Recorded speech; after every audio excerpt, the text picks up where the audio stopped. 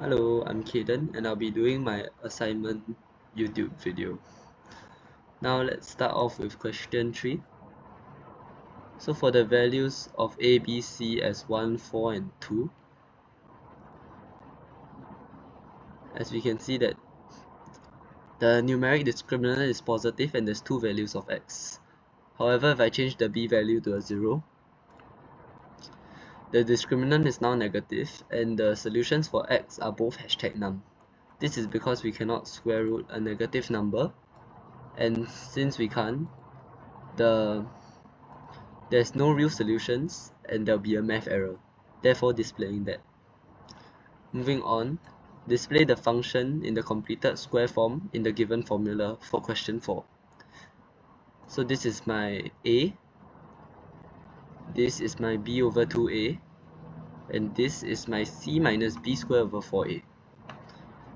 Now let's take a look at the graphs, but first let's change the b value to 4. So let's look at the curve. So the blue curve is y equals to ax squared with a x-intercept of 0, 0. So it intersects the curve at that point, the minimum point. However, let's start off with looking at b over 2a. b over 2a is 2, which is greater than 0.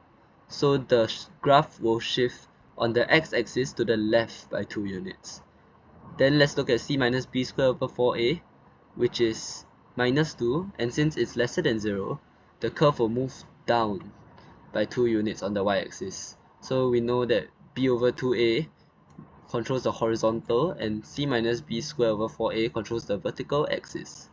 Lastly, for question 5, let's look at the discriminant, also known as b squared minus 4ac. When the discriminant is greater than 0, there are two solutions. When the discriminant is equal to 0, there is one solution. And when the discriminant is lesser than 0, there is no solution. Let's quickly show the dynamic example of how the discriminant changes with the solution.